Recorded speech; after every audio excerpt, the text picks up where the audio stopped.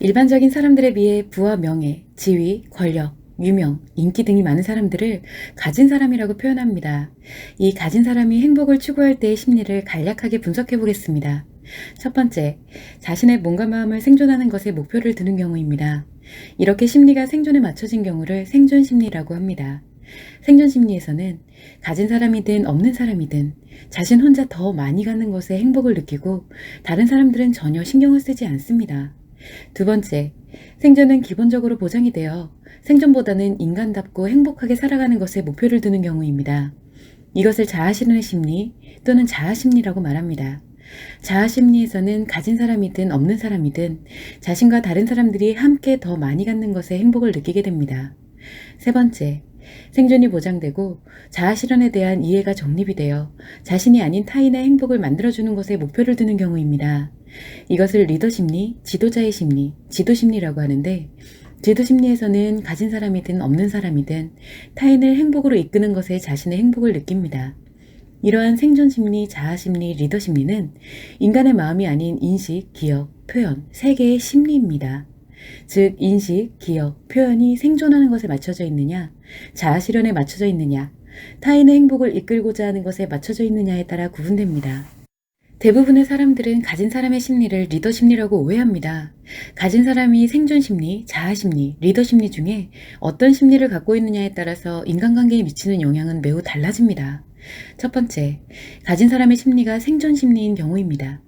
생존 심리에서는 자신이 가진 것을 더 확장하려는 욕심이 강합니다. 타인에게는 별 관심이 없고 오로지 자신만이 더 많이 갖기를 원합니다. 이때 자신이 가진 것에 대해 많고 적음을 느끼는 것은 자신만의 기준입니다. 생존 심리에 있는 사람의 경우 100억의 재산을 갖고 있다가 재산이 10억으로 줄어들게 되면 더 이상 생존할 수 없다는 느낌을 갖게 되면서 죽느냐 사느냐에 대한 생각을 하게 됩니다. 이때 다시 100억 이상의 재산을 가질 수 있다는 희망이 있다고 확신하면 살게 될 것이고, 미래의 희망이 없거나 불가능하다고 확신하면 죽음을 선택하게 됩니다. 두 번째, 가진 사람의 심리가 자아심리인 경우입니다.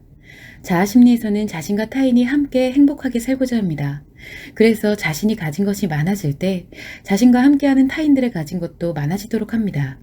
이 결과 가진 사람은 가진 사람들과의 인간관계를 맺고 없는 사람과는 인간관계를 맺지 않는 현상이 나타납니다.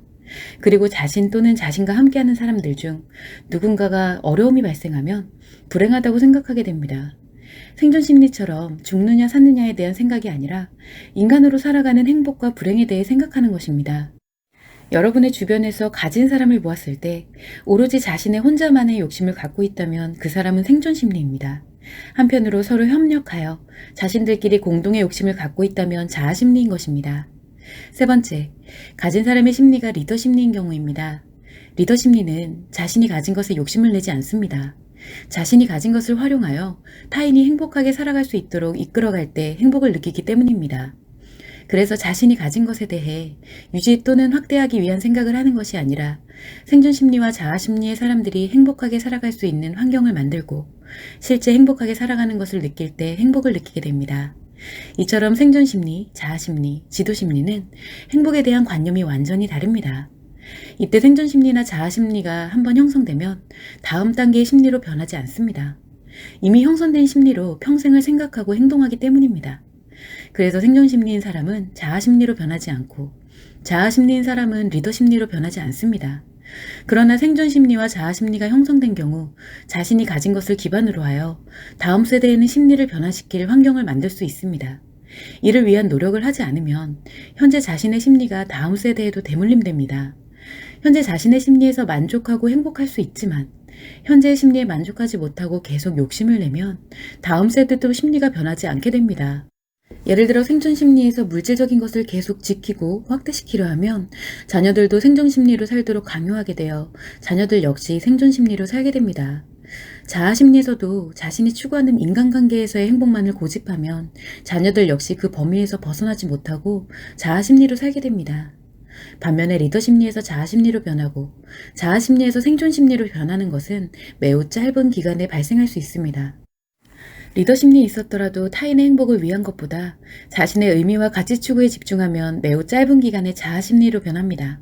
또한 자아심리에서 자신의 의미와 가치를 추구하는 것에서 행복을 느끼기보다는 자신의 가진 것을 확대하는 것에만 집중하면 매우 짧은 기간의 생존심리로 변하게 됩니다.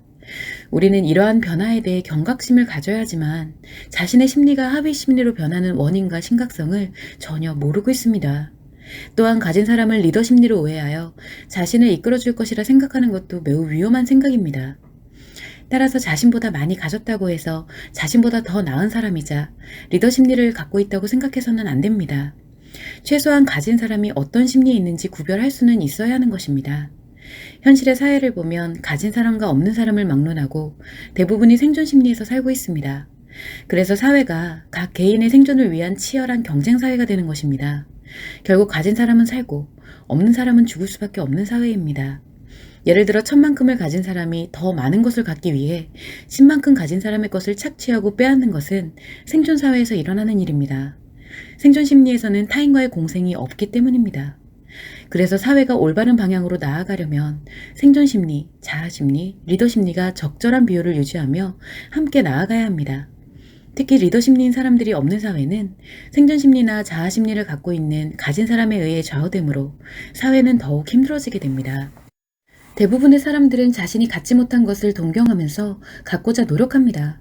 그러나 자신이 어떤 심리고 무엇이 부족하여 채워가야 할지는 누구도 알지 못하고 있습니다. 오로지 물질적인 것을 많이 갖는 방법에 대해서만 알려주고 있는 현실입니다. 그래서 리더 심리도 자아 심리도 모두 생존 심리로 변하는 것입니다. 생존 심리, 자아 심리, 리더 심리를 정확하게 알고 살아야만 가진 사람이 없는 사람을 함부로 대하지 못하고 행복한 사회로 만들어갈 수 있습니다.